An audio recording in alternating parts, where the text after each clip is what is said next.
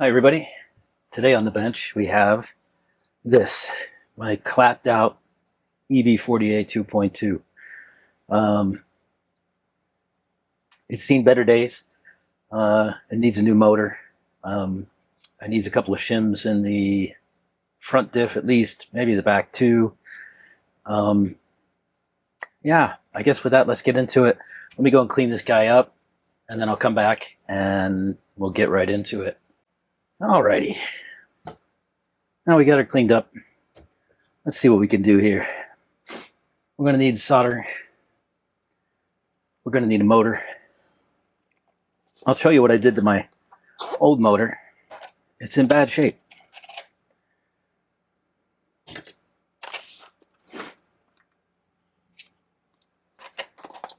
So that's the first item. We're going to replace this motor.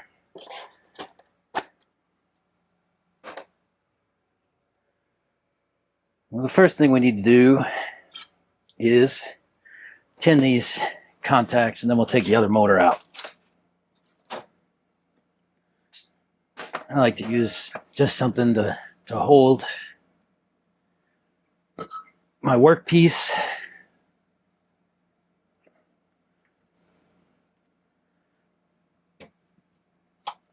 And we're just going to give these things a lot of heat and a little bit of solder.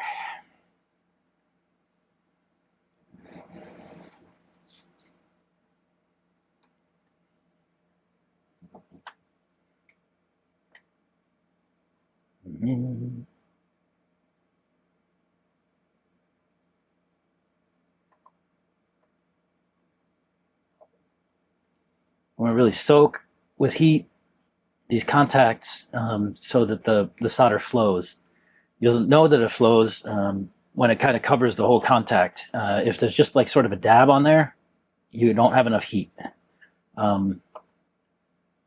Here, I'll give you an example. So this A1 is tinned. A is tinned. B and C are not. If I put a dab of solder without heat on this one, you'll kind of see, it doesn't even want to stick. Here, you can see there's just a little bit of dab of solder on that contact. What we really need to do is get heat into it. And once heat gets into the contact, the solder will flow and kind of go over the entire contact like that.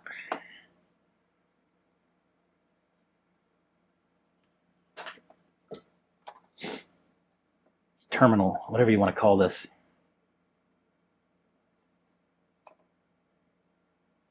Okay. Now let's get this other motor off.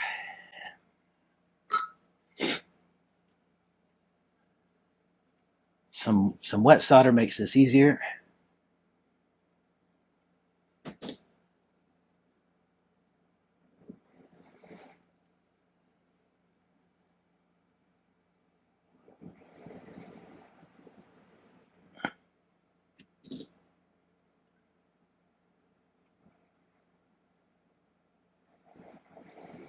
There we go.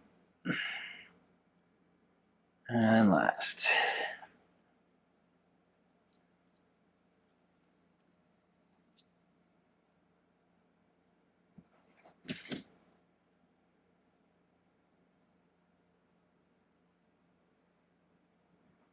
All right. Let's get the rest of this motor out. We'll show you what we did.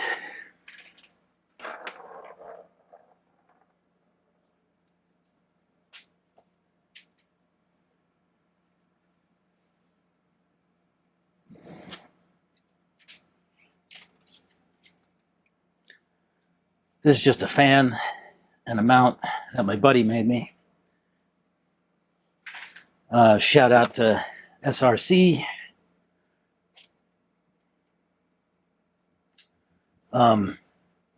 what I did to this buggy can. It's bad. It's bad. So the sensor has been dead in this can for a while. I've been running it sensorless for months and months. I don't know, maybe a year. Just because the sensor was bad and it actually cooked the ESC. So I had to put a new ESC. Of course, that sensor was bad, so that cooked that ESC. And so I got another new ESC. And I never hooked up the sensor because the sensor is bad. The other thing that's fun about this one is that I definitely have a crack in the can. Not sure if you can see that. I definitely JB welded it back together for a while, and it ran for some months. It's decided to give up again. So I think it's just time to put a new motor in. This one still runs. It still works great, actually. Like, even though it's cracked. I guess those bearings will probably go at some point, but yeah, it's time to replace it. So we'll take these motor mount screws off. Plenty of Loctite in there. Those screws never come out.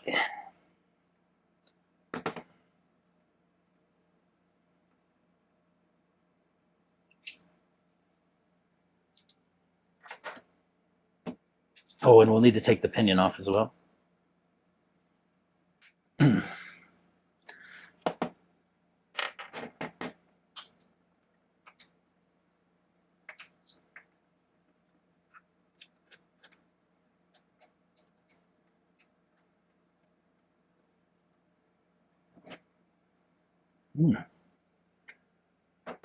There's our motor out.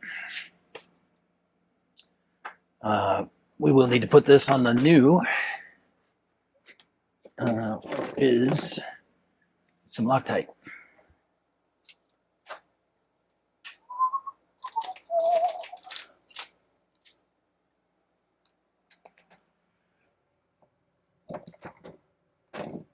Here. Take our new can.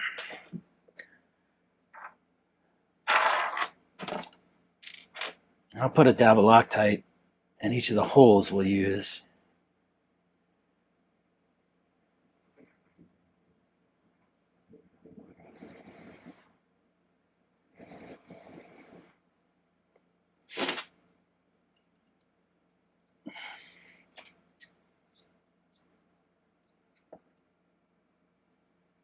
And just thread that in, and then we'll get the other one. Do the same.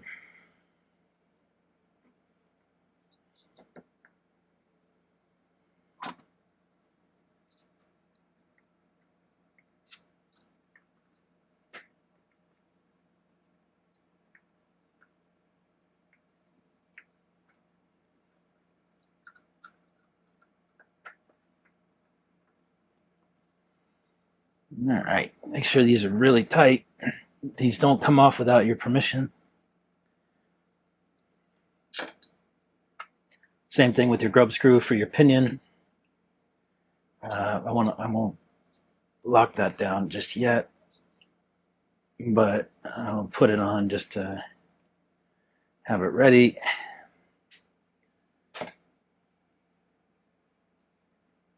And put the motor back in, and we can adjust that pinion in. There, so it lines up with the spur. You want to make sure that's really tight. Again, this one doesn't come out without your permission. And then we just need to solder. And put our fan back.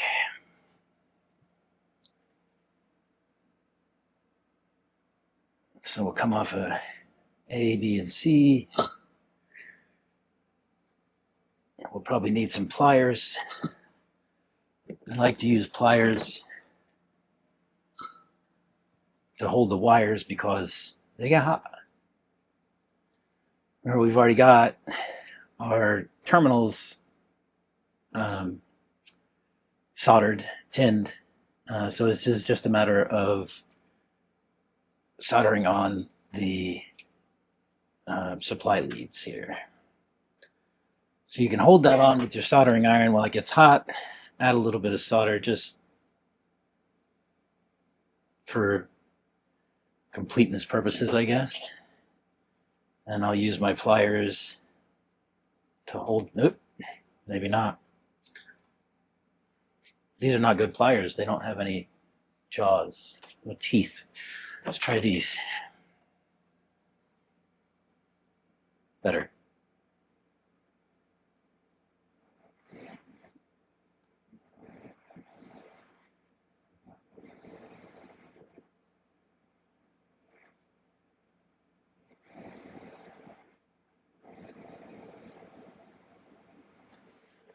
Okay.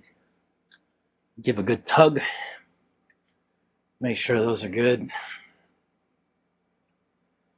Make sure your solder's good.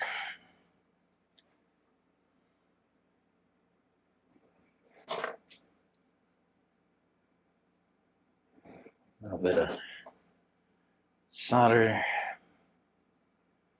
We'll hold our wire on while it hardens. And give it a good tug. Yeah. Last one.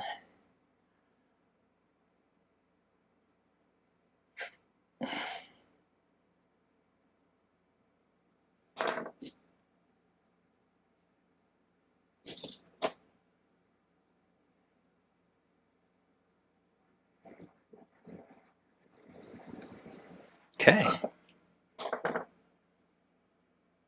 That's our solder done. And it looks pretty good. Just make sure there's no connections in between any of the terminals. Sometimes, you know, solder can sort of string in between. You don't want that. When we solder, solder is not a good conductor. You want to try to get as many wires as you can down onto the terminal. Solder in between there is not going to be helpful. And yeah, so that's pretty well the solder job done. Let's get some zip ties. We can put our fan on. Oh, let's set mesh too, huh? So for mesh, there's a couple of things you can do. You can adjust it by sort of feel and ear, or you could use a piece of paper. Let me find a piece of paper.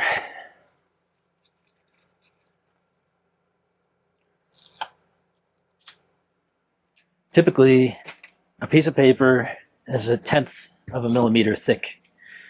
I like to have a sheet of paper folded over once, and then I'll basically just put that in between my gears and my mesh, and then I'll use my hand to basically smash the mesh together as tight as I possibly can, right?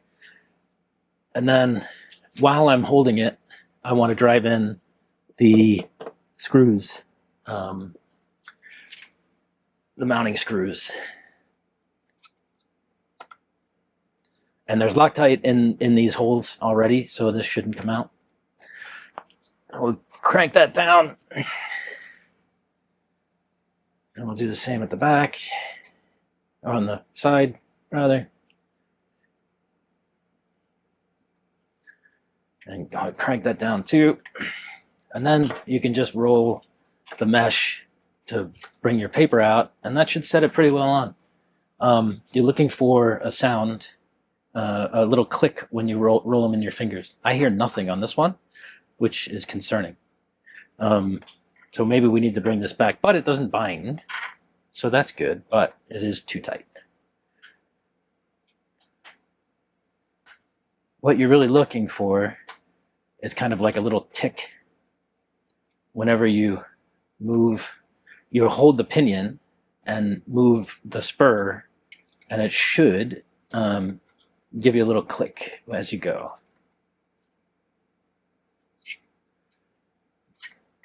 Like that.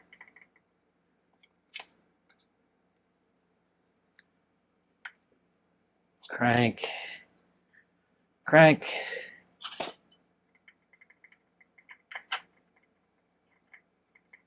I like to roll the mesh like through the travel, and you're looking for, it's a little click. Yeah, and then you can give your axles a spin too, and if there's bind, obviously you won't be able to go past it, right? So that's how you set mesh there. That's maybe a little tight, but that's okay. It'll run.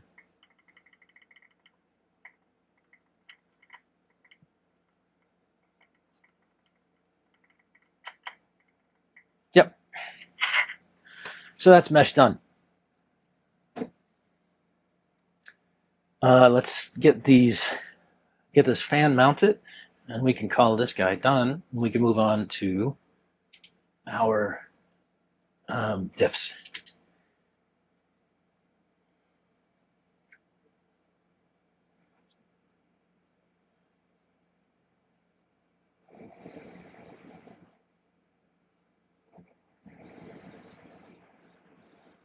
Just roll these over a little bit so they'll kind of tuck under the motor and the chassis and come out the front where I need them, right?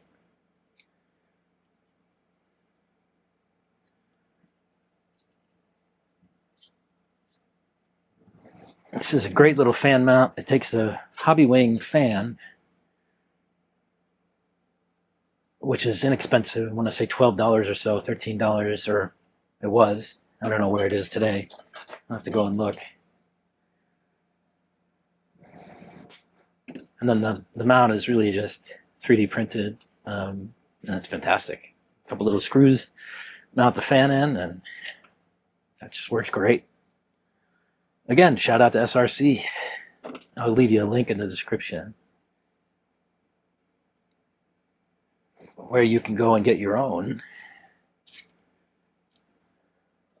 if you'd like.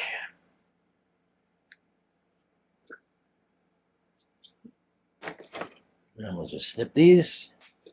Motor's done.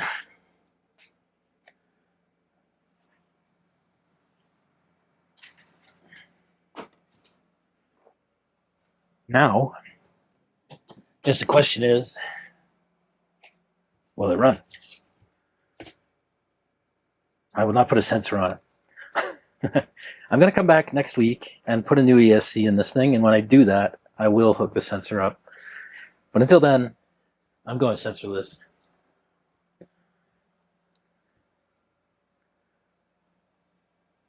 Welcome to Global Plus. Let's see, EB48.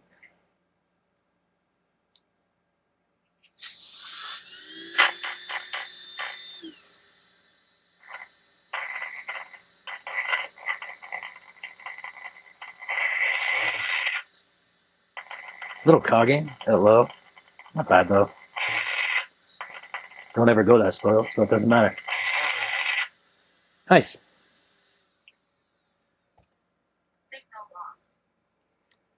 These little bullets are great, except that these are what 1-Up Racing bullets. They're awesome. The way they solder together, the way they work.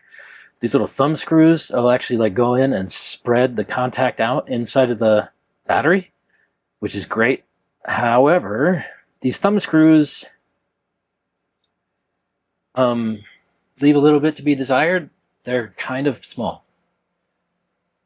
And I had a cut on my thumb, and whenever I would try to work this thing, I'd forget about my cut on my thumb, and it would hurt. The key is, yeah, don't hurt yourself. A friend of mine bought a set of these, and he didn't like these thumb screws so much that he made his own little wrench to undo them.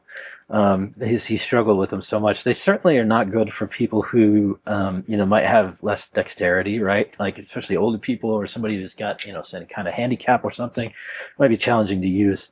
If I was going to give a product suggestion back to 1-Up Racing, I would say make this thumb screw a little bit taller, right? I don't know why it couldn't be twice the height.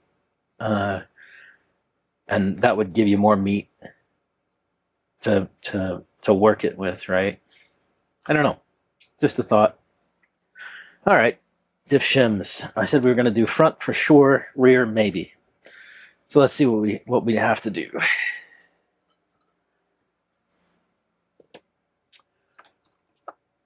Like I said, when I get into diffs, I like to take shocks off.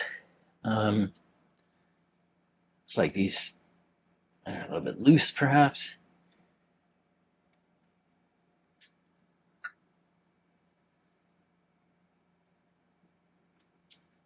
Oops.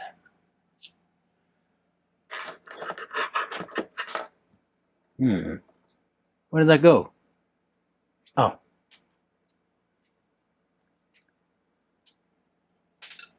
Okay.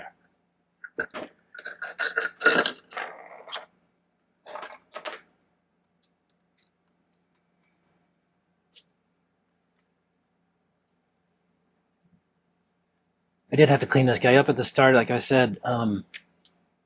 Typically, when we go to clean these cars, I like to spray the front and rear clips down with WD-40, and then I got a little air compressor here that I use for blowing it all off. And usually the WD-40 kind of clumps up with the dirt and makes life easy. Now, these move nice and free.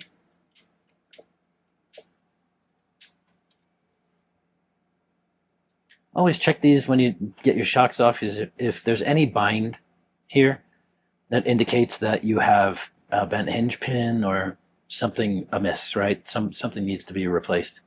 But on this one, I don't have any bind top to bottom. It's just nice and free.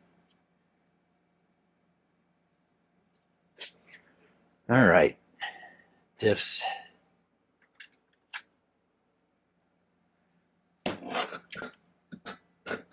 We do have to take the front two screws out of the bottom of the chassis plate.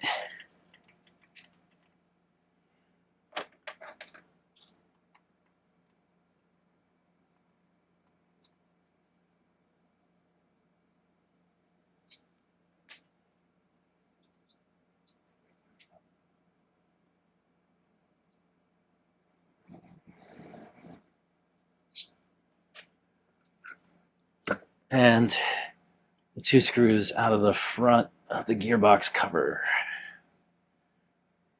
2.5.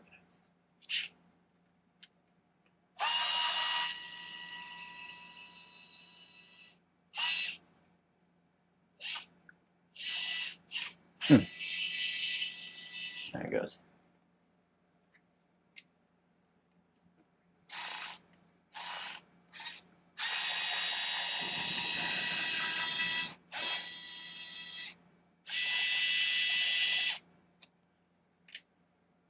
And then you'll want to disconnect your sway bar, at least on one side. Looks like my sway bar collar has come loose and moved. All right, and then you can just pop the gearbox cover off and swing it to the side if you left it on that.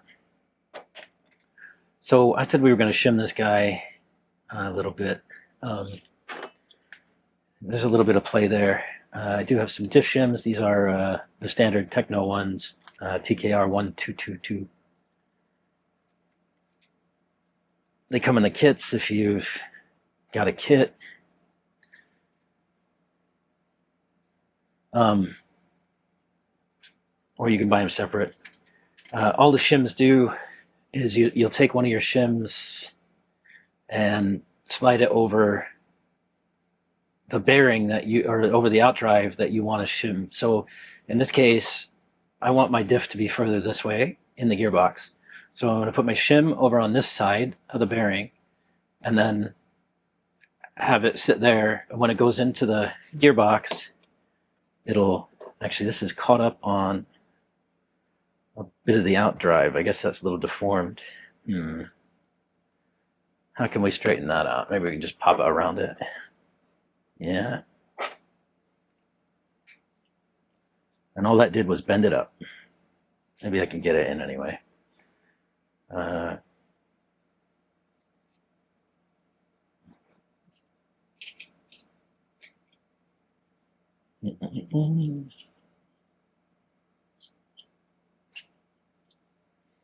right. That is now, oh, oops, that's 3 shims. We only really want 2.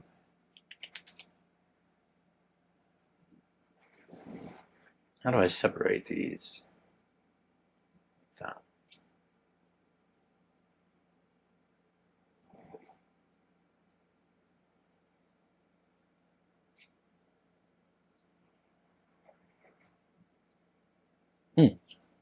There we are. And then I bent that all up. Wow. All right. So get your outdrive bones, the bones into your cups. And then when you push the diff in, you kind of want to make sure that the shims actually sit between the bearing and the gearbox itself. And this is a little bit challenging sometimes to get it just right, especially when the shims are bent up like I've got. You can kind of wedge something in there to get that done. There it goes. Yeah.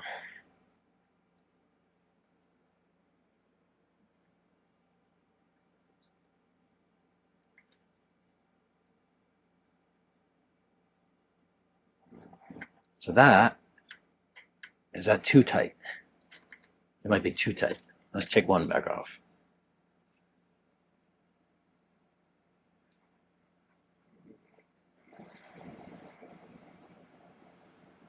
Maybe I should sand these things. Yeah. These are in bad shape. Let's see what I can do. Do I have any Dremel? Yeah. Yep. Let's take my Dremel. I should just replace these cups at some point because they clearly have seen better days. We'll just knock down these little points where they stick up. That should make it easier to bring that diff shim on.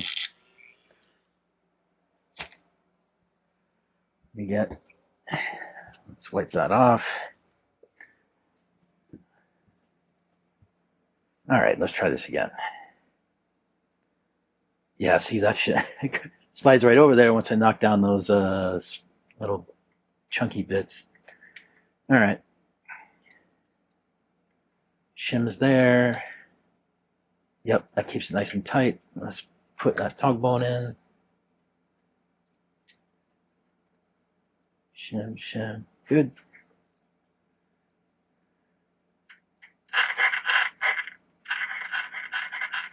Nice. Okay. That's my test, by the way, is I'll take my finger and hold it against my thumb and hold it against the bearing here that pushes basically the whole diff back into the cup, and then just turn your drive. All right. Now we can put this all back together. Perhaps. There we go.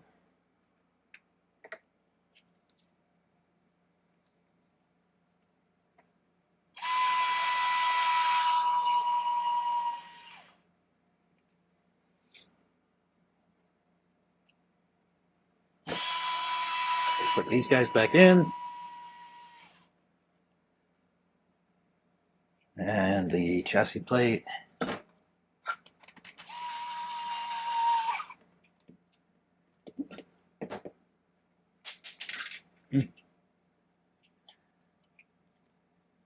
Could put a new bumper on that one, huh? Oh well. Something to do another day.